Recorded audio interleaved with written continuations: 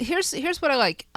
You're right in that much like Excalibur, you know, you have these two grand wizards as playing chess, right? So you have Merlin and Morgan, right?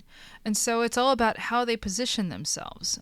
Obviously, I'm more partial to Morgan Le Fay in this one.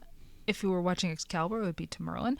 But yeah, I mean, Merlin's not an evil person, but he's 1,500 years out of date, right? Like, nope, nothing works this way anymore. And so, look, at the time, it was all sort of like, yes, it's this wonderful romantic thing, this idea of knights in armor and King Arthur and the Round Table and all the rest of it. And look, the whole, like, our entire podcast is built around like my own romanticism of those stories, right? And also sort of dealing with the irony of, you know, being somebody who in my daily life doesn't believe in any of that stuff and yet wants to read these stories or watch these stories or whatever. And I think, like, you know, Martin feels the same way, right? And he is just writing the script. It's not like it's his story. No, I know. But, like, you know, I have a feeling like, you know, I'm sure Zelazny also feels the same way, but, you know, whatever.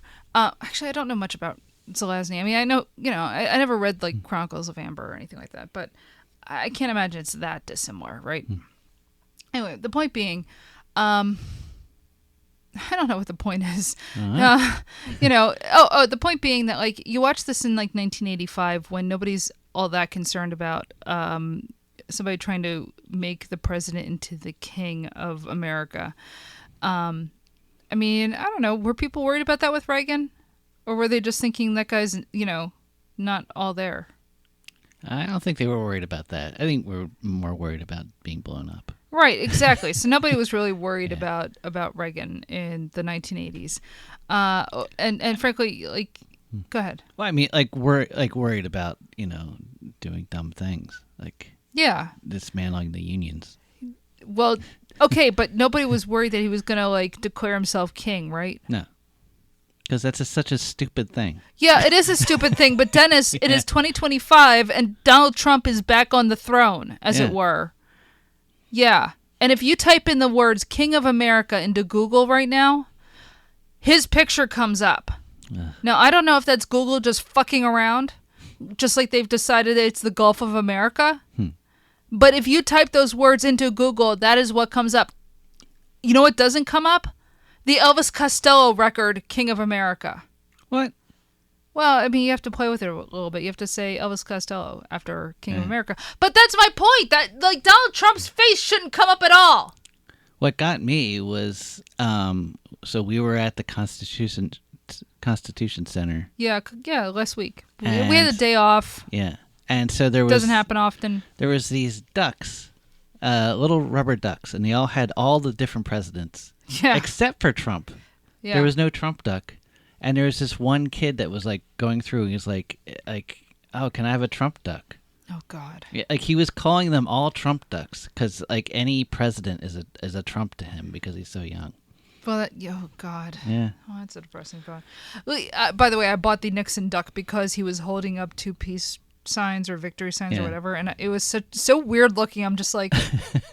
Look, you had to buy one. I had to buy. Because you are a duck person. I have a lot of rubber ducks. I really like having rubber ducks. I've never had a presidential rubber duck, and I was just like, yeah, I'm going to get Nixon. I've read Nixon Land. Yeah. Sure. Look.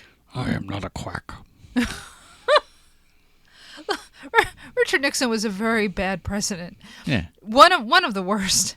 But I find him fascinating as a person, much more than I find Trump fascinating.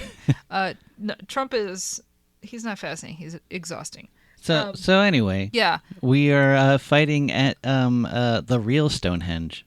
Oh, God. Yeah, so, yeah, they're all magicked off to the real Stonehenge, which looks like the fakest Stonehenge. I mean, Spinal Tap is looking at this and being like, come on, man. It's the real Stonehenge that has, 5 standing stones? That's, yeah, it's pretty bad. Yeah. When they say, oh, we're at the real stone. Like, they literally say the words, we're at the real Stonehenge. And I'm just like, come on. In the land between worlds. That is a real, that's thing, fine. Right? Yeah. Yes. The idea that we're in like kind of the world between worlds, which, I mean, have you read the Chronicles of Narnia? But C.S. Lewis did not necessarily, create this idea.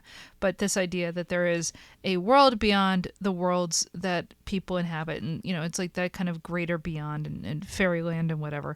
Populated by sex slaves of Morgan Le Fay. Oh, look, that movie was great, but we won't get into that. We've already gone into that.